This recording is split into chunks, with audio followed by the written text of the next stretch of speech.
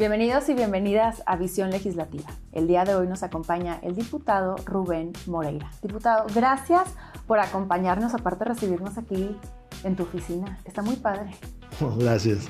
Pues esta es la oficina de la bancada. Desde hace muchísimos años, esta es la oficina que tiene la bancada, el coordinador de la bancada. Justo esa es mi duda. ¿Esta oficina hace cuántos años está aquí el PRI? Yo tengo memoria, desde que se vino la Cámara para este lado. Cuando menos en la primera planta tenía las oficinas, y esta es la oficina del coordinador, y un poquito más allá la que le dicen la pecera. ¿Qué es eso? Es donde se reúnen los diputados, pero se llama la pecera por dos cosas. Porque es de cristal, bueno, le dicen, es de cristal, y porque dice que ahí nadaban los tiburones. ¿Y tú crees que ahí nadaban los tiburones? Pues algunos de ellos seguro. ¿Quiénes nadaban ahí antes? ¿Quiénes han sido coordinadores antes que yo? Bueno, en los tiempos recientes, la maestra Elvester, Beatriz Paredes, Malio, Emilio Gamboa, mi cuate, Paco, ¿quién más? Bueno. ¿Qué Paco? Paco Rojas, que recientemente falleció. Francisco Rojas Gutiérrez, que fue director de Pemex, que fue director de CFE, que fue secretario de la Contraloría, que pudo ser presidente de México. Tiburón, sin duda. Tiburón. Y luego tengo una duda. ¿Cómo escogen a los coordinadores? Se hace una votación entre los diputados y las diputadas, y así se escoge. Está en nuestros estatutos. Y ahí me supongo que también como que cabildeo, negociación o nada de eso. Pues platicamos todos y sale, y uno pues cuenta con el apoyo de los compañeros, aunque hemos tenido veces que hay pleito y la maestra Elvester no terminó. Hubo una fricción ahí, hubo cambio de coordinador. Pero eso es como algo muy emblemático del PRI, ¿no? O sea, que siempre han respetado sus estatutos, se ponen de acuerdo. Poder llegar a acuerdos, poder negociar, tratar de buscar que haya inclusión de las opiniones de todos, tratar de resolver los problemas hacia adentro y no hacia afuera, ver por el bien del país. Para nosotros es importante tener el referente pues, de nuestros grandes personajes, presidentes del partido, por ejemplo, Lázaro Cárdenas, por ejemplo, Emilio Portes Gil. Son los referentes del partido. Hemos tenido grandes personajes. ¿Quiénes son tus grandes referentes? Lázaro Cárdenas. ¿Sí? ¿Por qué? Porque a él le tocó nadar entre tiburones. Imagínate, estaba en Europa formándose el nacionalsocialismo, el fascismo. Los Estados Unidos se estaban preparando para la guerra. Se expropió el petróleo, se hizo el reparto agrario, se hicieron las grandes centrales obreras, se llevó a la práctica el mandato de una educación popular. Entonces es un buen referente. Lázaro Cárdenas no nació en Coahuila, obviamente es michoacano, pero en el muro de honor del Congreso está su nombre, Lázaro Cárdenas, porque se le hizo hijo predilecto de Coahuila, y él hizo el reparto agrario en la comarca lagunera. Entonces es un personaje pues, nacional, pero con un entrañable recuerdo en mi tierra. Hablando de tiburones, ¿a ti te gusta nadar entre tiburones? Pues no tocan, pero bueno. ¿Y tú te consideras un tiburón o no? Pues iba a contestar con una mala palabra, pero... No, hombre, dale, no importa. Aquí nadie nos censura. Pero ¿sí sabes por qué nos dicen los tiburones? No, ¿por qué? Porque no andamos con mamadas. Arrancamos el pedazo. Oye, y aquí vamos a decirle fregaderas, porque yo pulcra. Sí, me doy cuenta. Aquí se andan con muchas fregaderas en el Congreso. O sea, hoy esta legislatura. Hoy tenemos un tema con la legislatura. Morena tiene una gran cantidad de diputados. No es como en los tiempos en los que los PRI los tuvo, porque hay una diferencia enorme entre Morena y el PRI. Morena es un partido que emerge recientemente. El PRI es un partido que sí viene de una revolución, y solamente así puede ser entendido. Los partidos que vienen de revoluciones, como como el chino, como el soviético, pues venían de la guerra y tenían que hacer realidad por lo que fueron a la guerra. Repartir la tierra, reivindicar el petróleo, en fin. Cuando pasa el tiempo, pues quedan lejos de esos momentos fundacionales y entonces los partidos tienen que empezar a evolucionar. Y el PRI que muchos recuerdan, el PRI por ejemplo de los 70s o de los 80s, era un PRI que era mayoría, pero como me dijo hace unos días un viejo luchador de izquierda, pero volteaba a ver a la oposición. Y ahí hay la segunda diferencia con Morena. O sea, la primera, Morena no viene de una revolución, no tiene esa legitimidad. Y la segunda, a Morena no le gusta ver qué dice la oposición. Por lo tanto, tiene problemas de gobernabilidad y de legitimidad también. ¿Quién fue ese líder que te dijo ese comentario? No, pues es un... No se No, puede. ya nadie va a querer ir a pistear conmigo. No tomo. No bebo. Oye, no pero bebo. luego pisteando salen las verdades, Sí, ¿no? pero no bebo. No bebo. Pero fuimos a cenar, nadie va a querer ir a cenar conmigo. Pero eso me lo dijo él. Porque resulta que aquí el PSUM tenía, creo que 17 diputados, 18 diputados. Nunca votaban porque tenían un mandato del Comité Central de nunca votar con el PRI. Pero el PRI se preocupaba de lo que estaban pensando, pues para tratar de buscar la legitimidad de un buen debate y tal vez de ceder alguna cosa, porque aunque no votaran, se llevaran la posibilidad de decir, bueno, aceptamos eso. Hoy Morena no acepta nada. No. Ni siquiera las cosas que uno les trata de prevenir. Yo quiero irme ahorita a todo lo que pasa en la Jucopo porque me parece bien interesante, no sin antes también como entender un poco en dónde estás hoy. O sea, ¿quién es hoy Rubén Moreira? ¿Es un operador, líder, opositor o estratega legislativo? ¿Cómo te consideras a ti mismo? No, pues yo soy el coordinador de la bancada y luego ya las medallas me las van poniendo como va viendo la gente. ¿Y crees que te ponen muchas medallas? Pues algunos sanbenitos, sí, otros no. ¿Y crees que te pondrían más medallas si lo que se hace desde acá se comunicara de otra forma? Mira, nosotros somos opositores en este momento porque creemos que en la democracia es importante ir señalando aquellas cosas que uno no ve que sean correctas. Te voy a poner un ejemplo. Cuando se dijo que iba a haber un impuesto para los juegos con violencia, nosotros advertimos que eso era muy difícil de cobrar. En principio, porque es muy difícil de clasificar en un juego que es violencia. Esa es la parte inicial. En los videojuegos. En los videojuegos. No estamos de acuerdo con el impuesto, pero les dijimos, va a ser muy difícil de que lo puedan clasificar. A veces sale un monito y le pega a otro. ¿Eso es violencia o no es violencia? Sí, de que cómo lo tipificas, Sí, quién va a estar ahí auditando, quién va a ver. Y sin embargo no nos hicieron caso. Y no nos hicieron caso. Y hoy la presidenta dijo que iba a sacar un estímulo fiscal para no cobrarlo. Y bueno, ahora andamos viendo cómo lo quitan de la ley. Pero eso es por no hacerle caso a la oposición. O en cosas más profundas, cuando le señalamos que la votación, como está en la Constitución de las elecciones del Poder Judicial, no se puede aplicar, pues no nos hicieron caso. Y cuando hicieron la elección, se inventaron un procedimiento distinto al que dice en la Constitución. Entonces, Morena no voltea a ver y por lo tanto no se fortalece con las opiniones de otros, no se legitima diciendo, oye, dialogué, porque todo el mundo sabe que no escucha y luego todavía se meten en problemas. ¿Y por qué ellos dicen que sí escuchan? Pues o sea, porque es lo que tienen que decir. Oye, ellos dicen muchas cosas.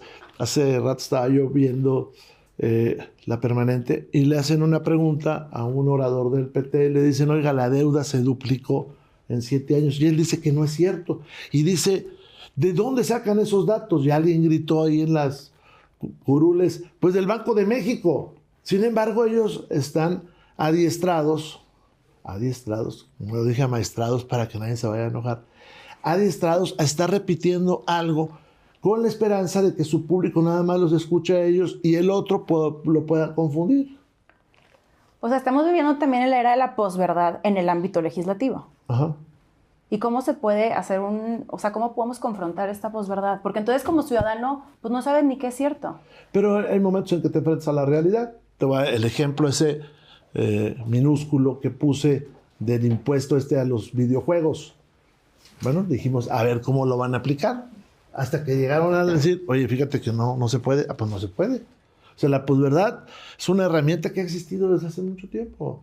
Había un austriaco que le encantaba eso de la posverdad, hasta que los alemanes se dieron cuenta que perdieron la guerra.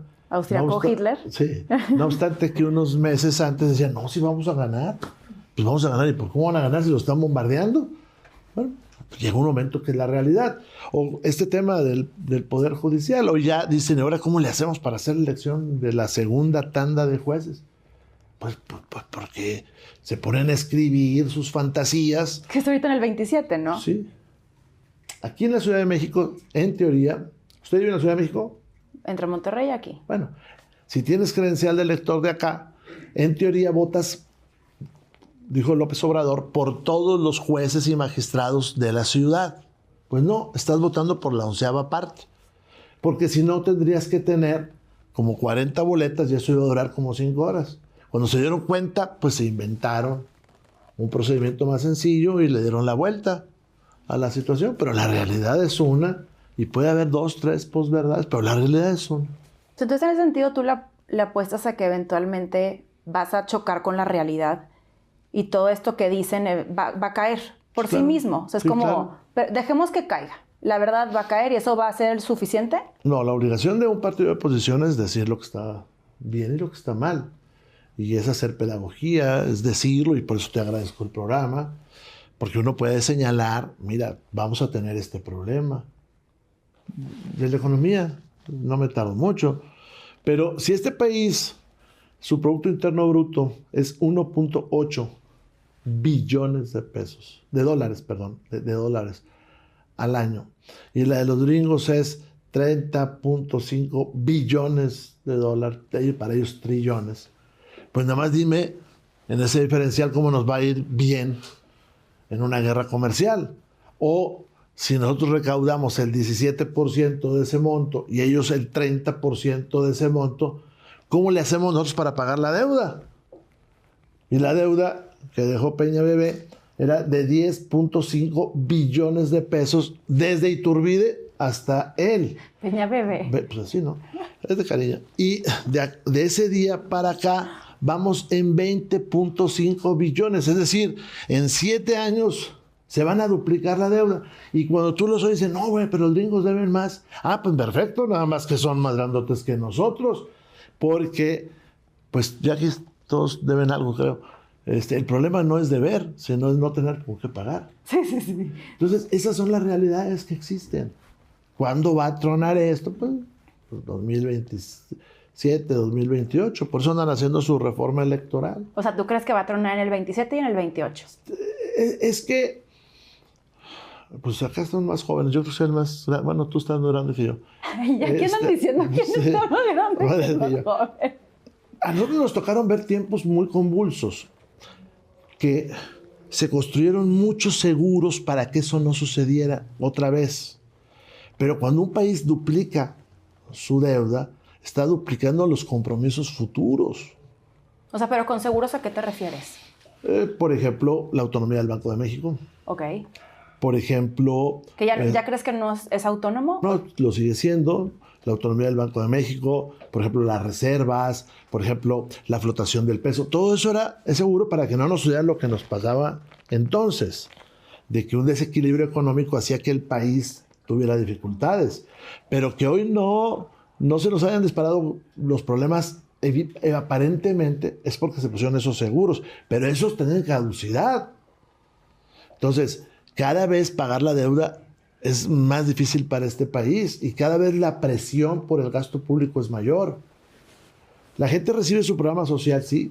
¿Por qué no han aumentado el salario mínimo profesional? Si ya lo votaron los diputados, los senadores y las legislaturas, y que los policías y las enfermeras, entre otros, ganen 18 mil pesos, porque el gobierno no tiene dinero. Entonces el problema, el gobierno tiene ya dificultades muy grandes. Por eso está pidiendo y pidiendo y pidiendo dinero. Como aquel que trae tarjeta de créditos para que la novia vea que no pasa nada, pero está gastando y gastando y gastando hasta el día que vaya a tener que inventar que el carro se le descompuso y por eso no llegó. Sí, caras vemos, cuentas de banco desconocemos. Pero me parece bien interesante lo que platicas porque la verdad en lo personal lo he escuchado muy poco y quiero apelar a esto de la pedagogía. O sea, ¿qué pasa con la deuda en México? ¿Quién la pide? ¿Por qué la piden? ¿A quién la piden? ¿Cómo se nos cobra? Creo que muchos mexicanos y mexicanas no conocen sobre este tema. El presupuesto de este país son 10.2 billones de pesos, con B. Eso es lo que este país requiere al año para que tengamos hospitales, para que haya luz eléctrica en los alumbrados, para que haya escuelas, para que haya policías, para que haya tren falla, para que haya todo eso.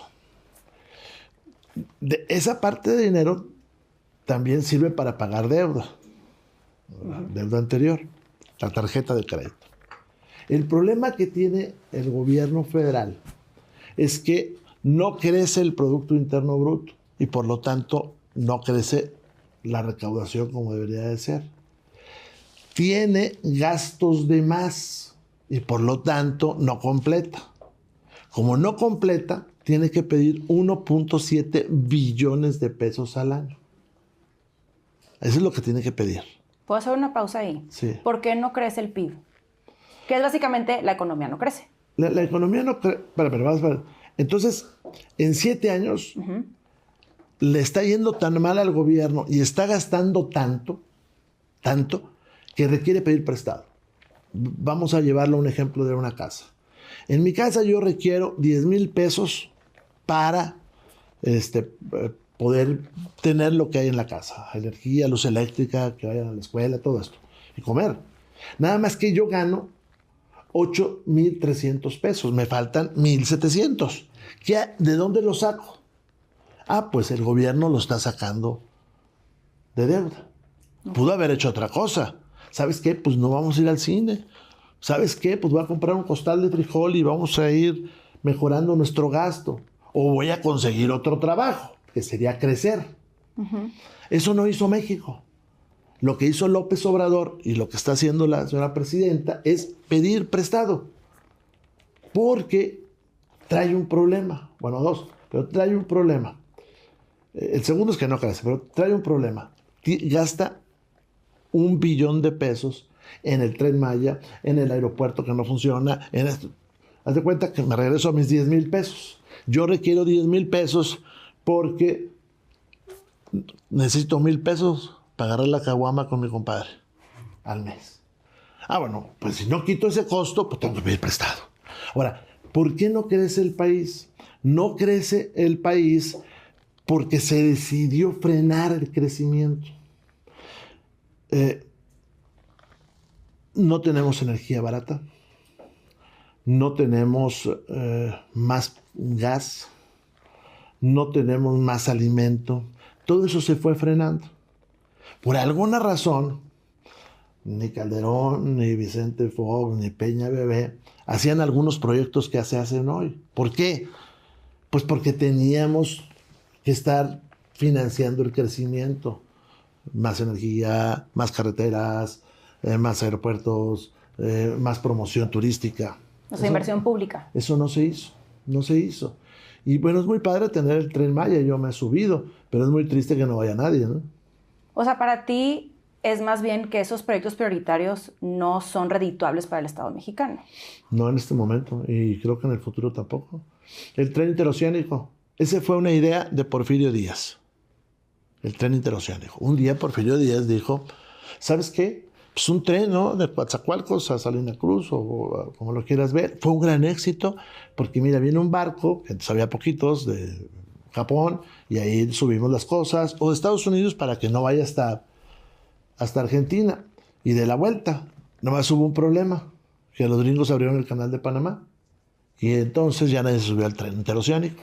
Entonces viene López Obrador, que mal leyó la historia de este país y dijo, oiga, ¿y si arreglamos el tren? Pero no se dio cuenta que en Panamá hicieron más ancho el canal para que entraran los grandes, los cargueros chinos, por ejemplo. Sí, que es ahorita el problema geopolítico. Y no se dio cuenta que bajar los contenedores de un barco y subirlos a un tráiler, llevarlos por carretera si es que no te asaltan, llegar a Coatzacoalcos, bajarlos del tráiler y subirlos a otro barco, era más tardado que dar la vuelta. Entonces, por eso su tren no tiene carga. Sí, nada más que ahí le estamos metiendo un dinero que entonces se dejó de invertir en otras cosas, como en universidades de competentes, como en explorar el gas shale, como en muchas otras cosas. Tú que conoces también el presupuesto, ¿qué aconsejarías en este sentido? ¿Al gobierno federal? Sí. Ya hemos dicho varias cosas. Por ejemplo, una, que la presidenta haga una pausa y que vea qué tan redituables son algunos de sus proyectos. Por ejemplo, todo este tema de los trenes. Nos dicen que van a hacer un tren México-Querétaro. Muy bien. ¿Qué tan redituable va a ser? Qué bueno que puede haber un tren, hombre. Yo creo que todo el mundo quiere. ¿Cuánto vas a gastar? ¿Cuánto nos va a ayudar en la competitividad? ¿Y de dónde vas a sacar ese dinero? Porque cuando yo escucho al señor Layuz, dice, le pregunta a un periodista, le dice, oiga, ¿y va a bajar con eso el tráfico de trailers entre Querétaro y la Ciudad de México? Sé muy poco, porque cuando estás a menos de 400 kilómetros, sucede este fenómeno de subir y bajar las cosas. Bueno, entonces, ¿para qué construimos el México-Querétaro? Bueno, para llevar pasajeros. ¿Y cuántos vamos a llevar al día? No, pues 17,000. Sí, nada más que hay 750,000 personas que van y vienen. Oye, ¿por qué no hacemos mejor una autopista nueva de cuota? Es que es de cuota, pues la otra también es de cuota. O sea, falta que haya prioridades, porque un país no puede hacer todo. No es por anuncios, pero hay un capítulo de Los Simpson donde lo nombran alcalde de la ciudad y muy pronto se convierte en un éxito, Homero, porque le cumple los sueños a todo el mundo, sí, hasta que se acabe el dinero. O sea, no es como el monopolio de querer hacer todo, no, está sustentado en muchas cosas. Ah, no, pues dijo López Obrador, es que los aerogeneradores se ven muy feos. Ah, muy bien, nada más que producen electricidad. Ah, no, es que el gas Shell, si lo sacas, tiembla. Ah, bueno, pues hoy tenemos gas para 6 horas. Ah, no, es que los italianos se llevan el dinero de la electricidad. Bueno, pues ahora no tenemos electricidad. O sea, es muy bonito que hacer lo que uno quiere, salvo que cuando la cosa es común, pues empieza a afectar a los demás, ¿no? O sea, yo le bajo mi frase que es pasar del idealismo al realismo. ¿Y por qué crees que se sigue en el ideal? ¿La presidenta Sheinbaum? Pues en general el proyecto, porque al final del día, ¿tú crees que es una continuidad de un proyecto o no? Es una continuidad de varios caprichos. Ah, la torre, ¿cómo es eso? Pues sí, el presidente López Obrador propuso cosas que se convirtieron en caprichos. ¿Y tú crees que ahorita estamos frente a la continuidad de los caprichos? La presidenta no se puede escapar de esa realidad. ¿Por qué?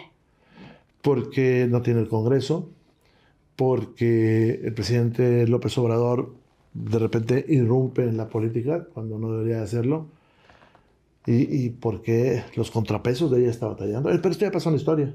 Pero yo quiero justo eso, el detrás de escenas. O sea, ¿cómo se dan cuenta ustedes que no controla el Congreso? Por cómo votan. Porque se paran y empiezan a echarnos la letanía esa de Obrador a la primera provocación. Se pasan a... Eso no está bien. ¿Y no tiene operadores aquí? Pues no se le notan al menos.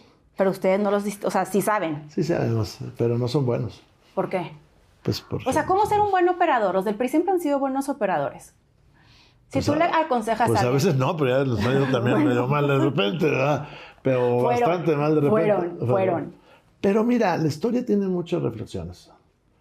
Pascual Ortiz Rubio, van a decir, bueno, Pascual Ortiz Rubio fue gobernador de Michoacán, fue a la Revolución, fue embajador, es el que crea la Universidad Michoacana, la autonomía de la Universidad Michoacana de San Nicolás de Hidalgo.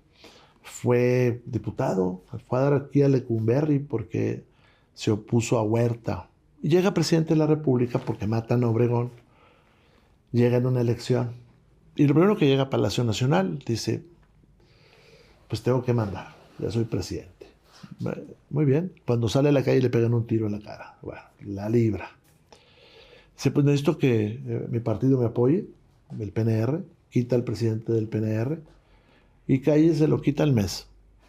Llega un momento, si lees tú las memorias de Pascual Ortiz Rubio, que te das cuenta que él sabe del inmenso poder de Calles. Pero él no tiene poder para decir yo soy el presidente. Y opta por renunciar. Y se va. todo el mundo dijo, "Oh", le decían el nopalito. Oh. ¿Por qué el nopalito? Pues por baboso.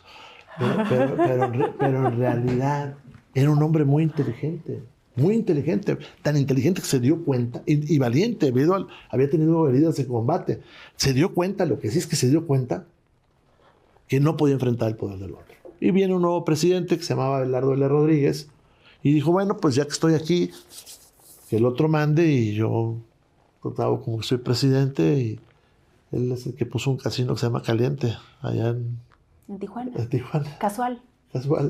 Y le fue a toda madre.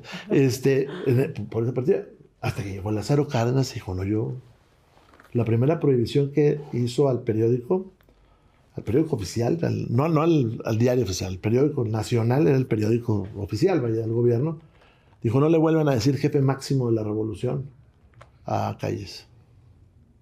Y él es el que le dice a Calles un día en la mañana, lo sacan en pijama y lo suben a un avión y lo bajan en San Diego.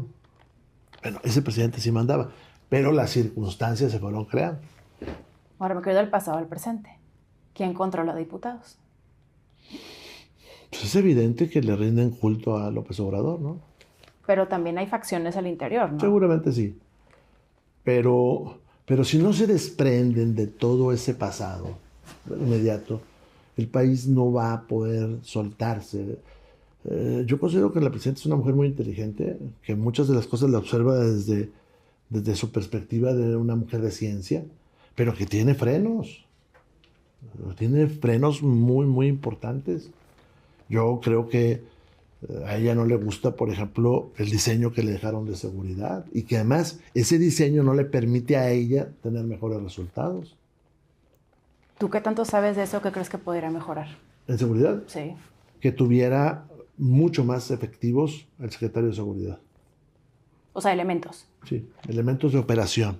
Porque hoy lo que tiene es que debe acordar con la Guardia Nacional para poder ser un operativo. Entonces, es evidente que cambió la estrategia de seguridad. La estrategia de seguridad actual, pues es de combatir a los criminales, no de abrazarlos. Pero él tiene una dificultad porque no tiene efectivos y no tiene gobernadores que le ayuden. O sea, el gran riesgo en materia de seguridad es que combatiendo al crimen no se tengan buenos resultados, pues porque los gobernadores de Morena están pasivos, ¿no? ¿Están pasivos o están coludidos? ¿Cuál es la definición de trabajo en física? Es una fuerza que aplicada genera un movimiento. Mientras no genera un movimiento, no están trabajando. Por lo tanto, si están coludidos o no coludidos, o si no quieren jalar o no quieren, el resultado es que no se consolida esto. No se consolida. Dicen, bajaron los homicidios. Pues mucha gente como yo dicen, primero vamos viendo los números. Y segundo, ¿no será porque una buena parte del país hoy paga para que no la maten? Porque está creciendo la extorsión. Entonces, si crece la extorsión es, ¿por qué extorsionan a la gente? Mira, ni te robo ni te mato, pero dame un dinero. O sea, ¿bajaron los muertos? Pues sí, porque están pagando para que no los maten. Pero tú sí crees que está correlacionado que se disminuya el 50% los homicidios porque entonces están extorsionándolos. No, yo lo primero que digo es veamos los números. ¿Y tú que ves los números, qué crees? No queda muy claro dónde están bajando y por qué están bajando. Pero mira, vamos a suponer que sí bajaron. Ok. Entonces, ¿por qué no? Porque bajaron de un día para otro, ¿eh? Entonces, ¿qué estaba haciendo López Obrador? O sea, el mismo número delata a López Obrador. Sí, nada más no lo van a decir. No, pero lo delata. Ahora, el problema es que no tenemos una evaluación independiente de esos números. Y los números que están subiendo en las pantallas no tienen las mismas clasificaciones que antes. Los cambiaron. Sí. Si tú la puedes ver en la pantalla, el 3 de octubre del 24 cambia la clasificación. ¿Y se cambia para eventualmente poder truquear esos números y jugarlos a conveniencia? Pues mira, vamos a pensar de buena fe. No entiendo. Deberíamos tener un órgano que pudiera desmenuzar todas esas cifras. Ahora, también está la otra hipótesis. Me estás diciendo que está creciendo la extorsión. Es como cuando dicen, fíjate que bajó el robo de vehículos en Tasco. Muy bien. Pues los taxistas están pagando para que no le roben el vehículo a los narcotraficantes. Esa es la realidad. O sea, ¿le pagas al que te lo puede robar? Pues sí. Ya no te lo roban. Pues no, pero luego ya no le pagas. Pues sí. ¿Por qué no hay Ubers en Acapulco? tan sencillo, ¿no? A ver, ¿por qué no hay Ubers en Acapulco? Pues porque hay un poder, un suprapoder, que no es el del Estado, que impide que suceda eso. ¿Y por qué eso no se cambia? O sea, el conocimiento lo tienen todos, me imagino. ¿O son ingenuos o ignorantes? No, porque muchos gobernadores llegaron a lo mejor con el permiso, o con, cuando menos el crimen no enfrentó eso, no los enfrentó. Y entonces no van a atacar al crimen ellos. Y otros no tienen interés en hacerlo. Y otros son incapaces, de incapacidad, pues no digo mental porque se van a ofender, pero de incapacidad de tener respuestas. Se van a ofender, pero ¿sí crees que es incapacidad mental? Pues es una incapacidad mayúscula de muchas gentes. A ver, ¿cuánto tiempo tiene el problema en Sinaloa? ¿Y cuánto apoyo reciben de la Federación? O sea, después de que se llevaron al Mayo. De todo eso. ¿Cuánto tiempo tiene el problema? ¿Un año, 2? Ya ni sé. Y traen muchísimos muertos. ¿Por qué no se soluciona eso? Pues porque puedes vaciar y poner todo el ejército mexicano ahí y no se va a resolver. Porque la seguridad no es solamente un tema de fuerza. Es un tema de muchas otras cosas. No, pero ahí sí quiero entrar como abogado del diablo. O sea, antes en Sinaloa había Pax Narca. Y la Pax Narca estaba pactada por el PRI. A ver. Porque entonces ahorita entra Rocha Moya, fue el cambio, y entonces, ¿qué cambia? A ver, vamos por partes en esto. Un Estado va a tener paz y va a tener tranquilidad si la autoridad es más poderosa que los generadores de violencia. Okay. O sea, pactar, eso es malo, porque tarde o temprano se va a romper esa tranquilidad. Pero además, esos pactos generan, como uno que yo vi ahí en Guerrero, ¿no? Se juntó un cura y dijo, no, es que juntamos a los delincuentes y les dijimos, ya no se maten y se van a dividir su territorio. No, lo que hizo fue dividir las víctimas. Dijo, ya no se maten y tú asaltas, robas y secuestras de aquí para allá y tú de aquí para acá. Eso fue lo que hizo el cura ese. No, el tema es que hay un poder que sea el del Estado, que es más fuerte que cualquier generador de violencia. Y eso solamente se logra si los gobernadores participan y si los alcaldes participan. Si dicen, por ejemplo, entre otras cosas, ¿sabes qué? Están prohibidos los casinos. ¿Sabes qué? Están prohibidos los yonques. ¿Sabes qué? Están prohibidas las peleas de gallos, las carreras de caballos. ¿Sabes qué? El alcohol es hasta esta hora. ¿Sabes qué? De aquí para acá, la policía va a cuidar, de aquí para acá la otra policía. ¿Sabes qué? Vamos a pagarle tanto. Si eso no sucede... O sea, con todos esos límites. Si eso no sucede, pues va a fracasar la estrategia del gobierno federal. Va a fracasar. La cartera 57. Hay asaltos todos los días. Ayer estaba circulando en los medios, o antier, un asalto ahí de una familia por Tepeji del Río. Entonces dicen, no, es que la Guardia Nacional no sirve. Bueno, vamos a suponer que no sirva. ¿Y los delincuentes viven arriba de las carreteras? No, pues asaltan a una persona y se bajan de la carretera. Y los objetos robados los venden abajo, de modo que se pongan arriba de la carretera. Entonces, la única manera que tenga éxito la Guardia Nacional es que colaboren los gobernadores de los estados y los presidentes municipales. ¿Y quiénes son los gobernadores? En ese caso, pues el gobernador del estado de Hidalgo. Totalmente. Cuando a mí me tocó ser gobernador, era un pretexto que decían. Digo, oye, ¿qué pasó aquí? No, pues mira, es que la carretera, pues usted sabe que la Policía Federal... ¡Ay, los bandidos viven arriba de la carretera! No, pues no. Pues pésquelos cuando se bajen. ¿O dónde venden lo robado? Bueno, pues venden lo robado en las casas de empeño. Pues de ahora en adelante en las casas de empeño nada más se vende cosas con factura. Es que no nos hace caso, pues clausúrela. Es que la gasolina la venden en bidones. Pues un delito para el que venda sin permiso de protección civil gasolina, pues va a la cárcel. Es que ese es un tema federal. No es un tema federal venderla y el combustible y todo, pero protección civil es un tema local. Entonces, cuando los gobernadores no quieren, pues no quieren. Es voluntad política al final del día. Sí. ¿Quién manda hoy en México? Una parte del país lo manda el crimen organizado. Determinan el precio de la tortilla, el precio del limón, determinan si circulas o si no circulas.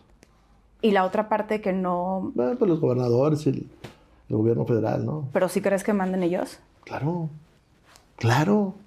Ellos determinan quién circula y quién no circula, y el precio de los combustibles, y el precio de los alimentos, quién es alcalde, quién no es alcalde. A ver, en tu diagnóstico, si ya están perfectamente las soluciones, ¿por qué no se ejecutan? Primero, en tiempos de López Obrador, pero que no se quería hacer. O sea, él dijo, vamos a abrazar a los delincuentes. Eso lo dijo él. Eso lo dijo él. Y de una manera muy inocente dijo, vamos a atacar las causas. ¿Qué causas atacó? Para eso son los programas sociales. O sea, él piensa que por ser pobre vas a ser delincuente, y eso no es así. Si no, no habría delincuencia en San Pedro Garza García. Bueno, de donde soy. Por eso te preguntaron de la Pax Narca, porque eso decía Mauricio, que así funcionaba. Sí. Entonces, no, pues un error de Mauricio. Fue un error de Mauricio. Entonces, eso no funciona así. Ahora, ¿por qué no tenemos mejores resultados en estos días? Porque ahora sí cambió la política. Y dijeron, vamos a perseguir a los delincuentes. Eso dijeron. ¿Y qué parece? Pues parece mucho a los tiempos de Calderón, ¿no? Balaceras y todo esto. Pero ¿por qué no mejora el tema? Pues no mejora el tema porque los gobernadores no participan, en la mayor parte, ¿no? No participan en el esfuerzo del gobierno federal. Ok. O sea, por más de gabinete de seguridad y se reúnan, ¿tú crees que no? ¿Van meramente por sentarse, por cumplir, por hablar de la acción? Te levantas a las 6 de la mañana y vas, te echas un café y ya te saliste de la casa y de sus padres luego. Sí. ¿Y a dónde vas? Pues voy al gabinete, ¿verdad? Pero sí, luego, mira, cuando yo fui gobernador, les decía, a ver, vamos a ver las estadísticas, los primeros días. Oye, secuestros ni uno. Oye, ¿cómo que no hay ni uno? Si me dijeron que está tal persona, o apareció en la prensa. No, gobernador, pero no han venido a poner la denuncia. No, pues está difícil, ¿no? Que si están secuestrados vengan a poner la denuncia. Y luego, total, los liberaban o se liberaban.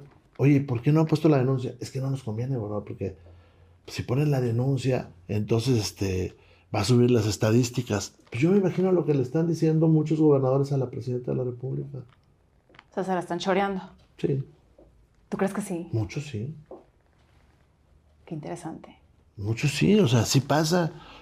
Me dijo alguna vez una alta funcionaria del gobierno federal, es que la estadística la hacen los gobernadores, bueno, no los gobernadores, los procuradores y la gente del gobierno federal, son de distintos órdenes de gobierno, es imposible que se pongan de acuerdo. Le dije, secretaria, claro que se ponen de acuerdo, pero risa y risa. A ver, pero ¿cómo se ponen de acuerdo? ¿Cómo es eso?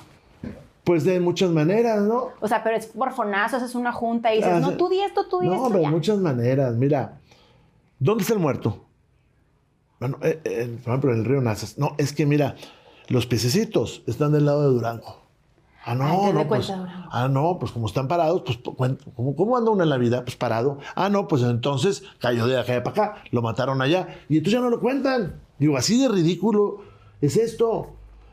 ¿Verdad? Oye, ¿y por qué no contaste esos restos como muerto? Es que nada más encontramos el tórax. Entonces hay gente que anda sin tórax por el mundo. No, pero hasta que no encontremos todo, ¿verdad?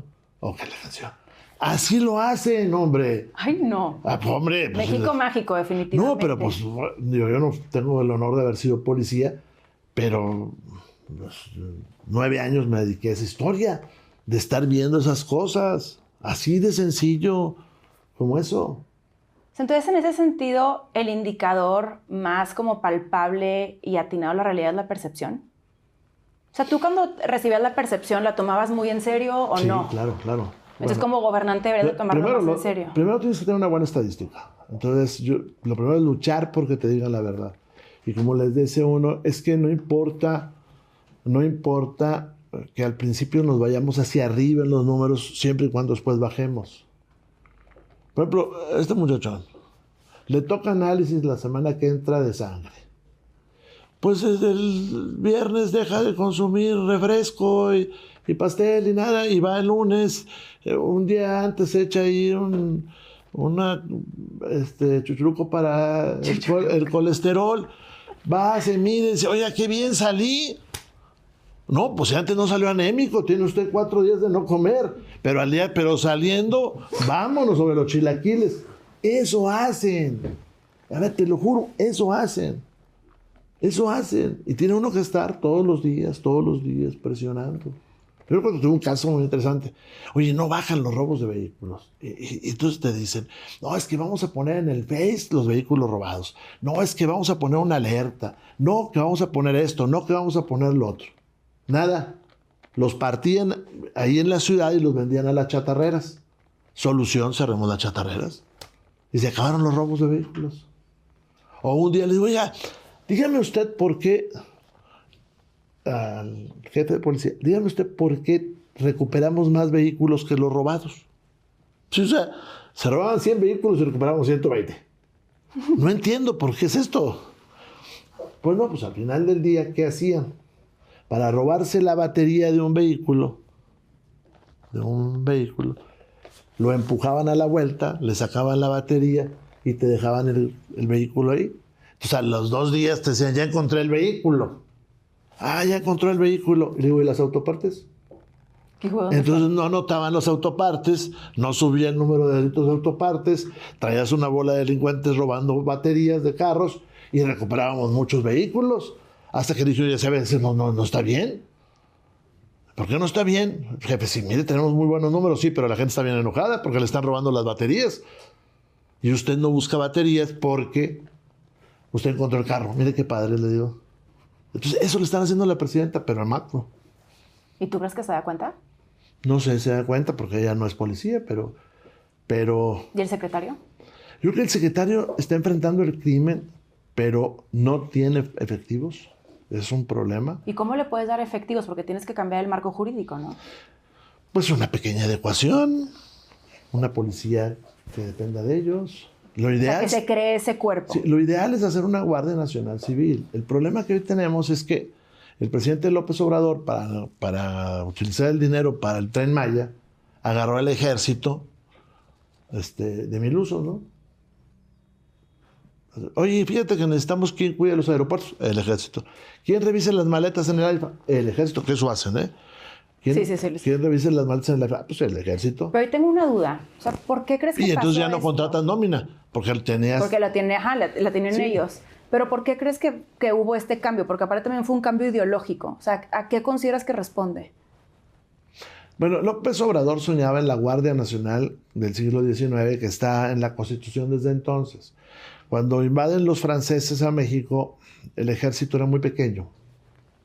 ¿Quiénes son los que vencen a los franceses? La Guardia Nacional, los ejércitos que se empezaron a hacer en los estados. O sea, los ciudadanos que armados hacían un ejército para luchar con los franceses. Entonces él soñaba en esas cosas. Nada más hay un problema, eso habría que pagarlo. Y entonces le puso al ejército el nombre de Guardia Nacional y provocó otros problemas, ¿eh? Porque tú tenías 260,000 efectivos en el ejército, hoy tienes 130,000, el resto es Guardia Nacional. Uh-huh. Entonces tenemos un ejército débil en número, en momentos en el que en el mundo las cosas están raras. ¿eh? ¿Raras? Raras. ¿Cómo las denominarías tú en el mundo? A ver, hablando de raras, pero hablando en serio, esto es cíclico, ¿no? ¿Tú crees que todo es cíclico? Las grandes potencias, en este caso, las que hay, pero en este caso, Rusia, China, Estados Unidos, están entrando en un ajuste geopolítico. Y los que éramos socios, pues no somos socios, pasamos más bien a ser empleados, o a darnos cuenta que nunca fuimos socios, sino empleados, y te empiezan a cambiar las reglas. Entonces, Estados Unidos va a Venezuela, mucha gente pensó que era quitar a Maduro, que si lo quitaron a Maduro y que si es un dictador Maduro, eso no quiere duda, pero también van por el petróleo, ¿no? Sí, obvio. Y entonces, por sobre todo, rasgarte las vestiduras es medio peligroso cuando dicen, bueno, ya era un cacho de Groenlandia. Pero eso ha pasado en la historia. Eso ha pasado en la historia muchas veces. Y a nosotros nos ha pasado varias veces. Lo que pasa es que luego los políticos no leen historia, pero es otra historia. Tú lees mucha historia, ¿verdad? No, soy profesor de historia. ¿Eres profesor de historia? Bueno, yo estudié para profesor de ciencias sociales. ¿Es cierto que estudiaste teología? Sí, también. Ah, se me hizo súper interesante cuando alguien me lo platicó. Bueno, cuéntame tus pecados. Eso será para la próxima, porque Sí. así igual de interesante que me parece lo de teología, me ha parecido toda esta conversación. Y me quedé con muchas preguntas por hacer, que si la Jucopo, que si esto, que si lo otro. Entonces, De pronto, ¿nos vuelven a invitar o qué? La Jucopo ahorita no es interesante porque hay un grupo mayoritario. Es interesante cuando está más balanceada. Yo fui presidente de la Jucopo y entonces es mucho más trabajo porque tienes que andar convenciendo hasta de si se sirve desayuno o no se sirve desayuno. No, pero lo interesante que... Hoy ya decidieron que no hay desayuno. Ya no hay lana para el desayuno, pero lo que sí se me hace interesante que luego quiero platicar es qué pasa realmente en la Jucopo hoy. Porque unos dicen una cosa, otros otro, y luego me gustaría saberlo. Pues si vienes conmigo vas a saber qué dicen la Jucopo. Vendremos pronto. A ustedes les agradezco muchísimo que nos hayan acompañado una vez más en Visión Legislativa. Y diputado, muchísimas gracias a todos.